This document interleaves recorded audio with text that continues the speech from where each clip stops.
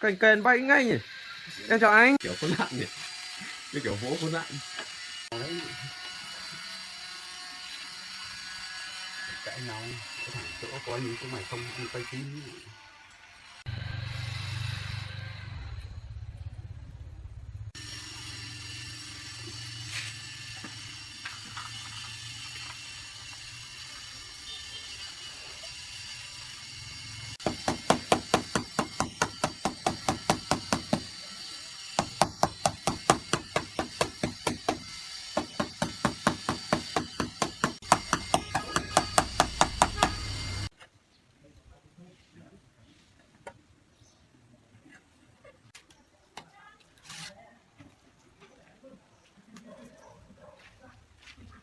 Dâm rồi.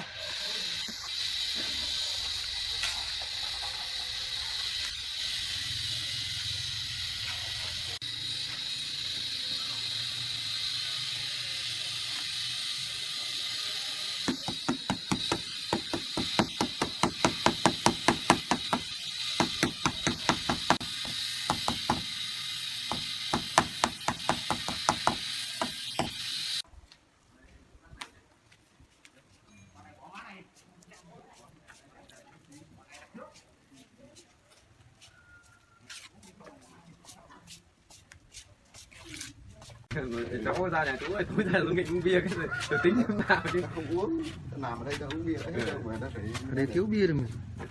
thế là quay lúc nào làm mình cũng bảo mình cháu thôi cũng được, rồi là có gì cháu bảo các anh các em sau. Thằng Sơn vậy là còn đạp em cái đó kia quay em của anh ấy nó cắn em cái vào chỗ này này đau.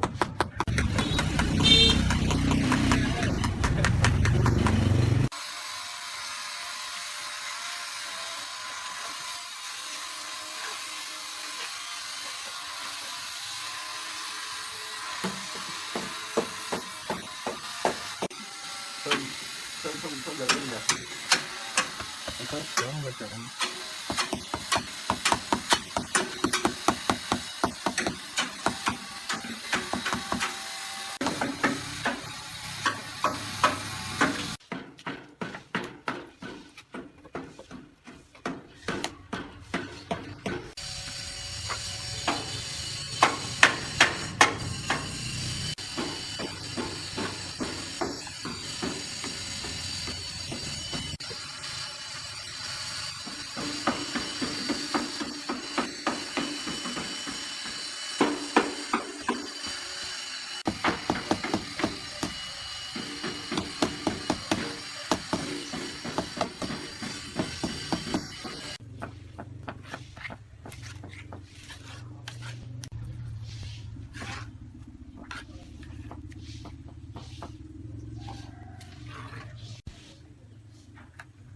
Bạn Thanh đâu?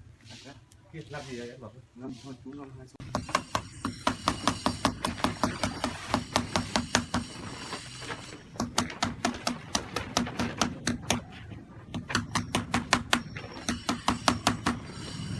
Vất mày máy nào là bố mới đầu tư cho mày cái khác thôi chứ.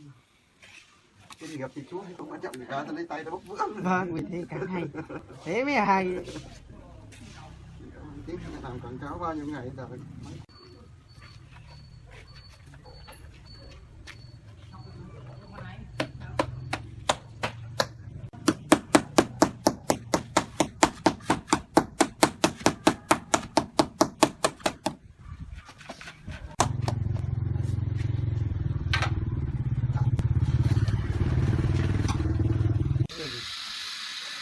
Thì nó không được như bây giờ, bây giờ thì nó mài.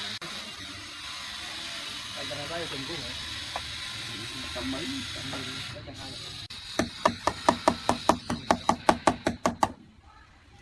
Bây giờ bốc cái thôi thì bạch cái tô à.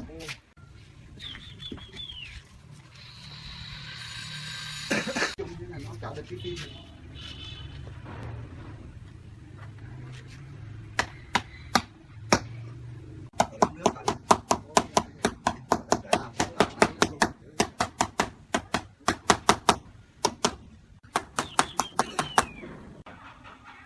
bây giờ lấy cái thằng gì vẫn đi bán tôm đấy. Biệt bảo là cái ô tô chỗ cho lên Hà Nội này. Có thằng con nhà dân đen làm đấy. Quân quá là Đâu đến đây. mày ăn còn làm cho là cho trường bác không Cái này tao biết rồi. Cái này đổ này không. Thắt nè.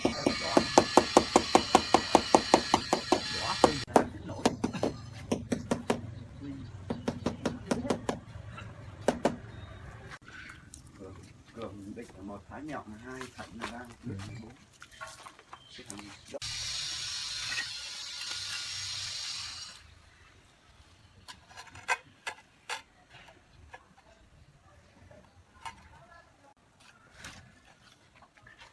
đi được cho bảo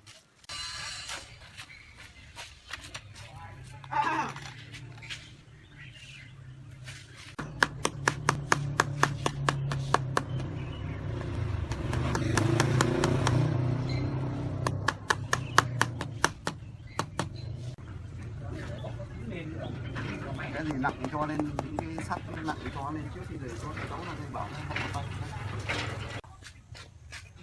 Có bốn người cắt.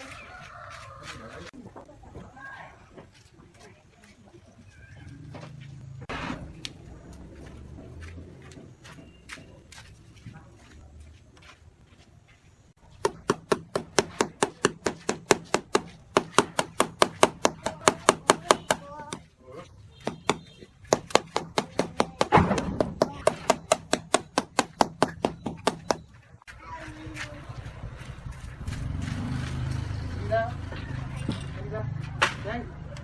Ủa đi ra đấy. Pha về để bà đổ đất vào đây. Cái đâu? Cái này sao mất? Giáo vẫn lại nó để xấu. Pha về để bà đổ đất vào đây. Lại lên như vậy. Thì sao mất này là Áo phải cho.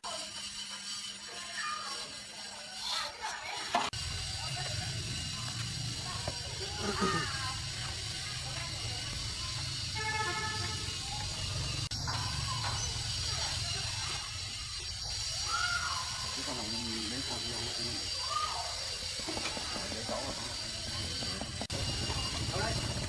Chẳng bỏ xuống dưới.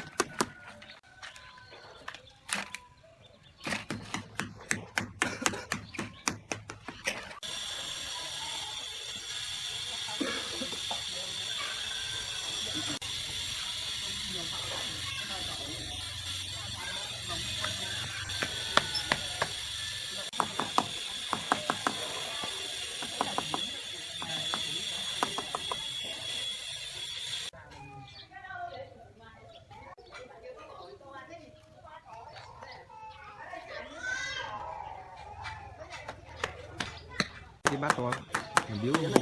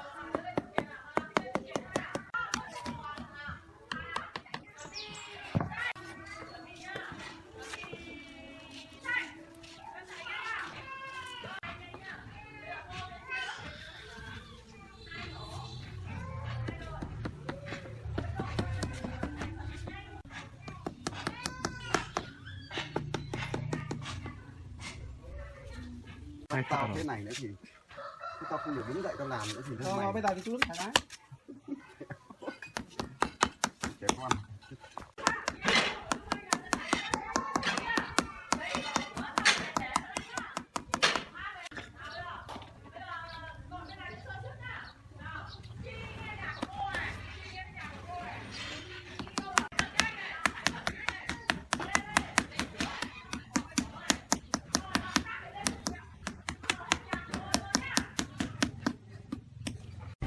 Dạ. Ở xe không?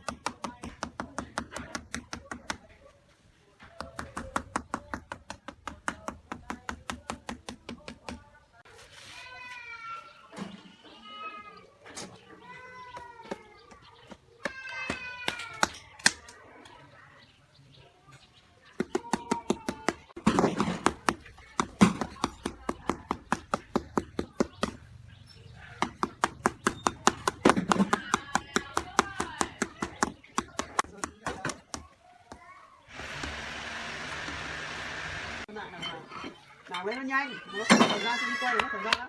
Mọi nhà không làm việc. Cái này bây giờ anh không chỉ để anh lấy nó về.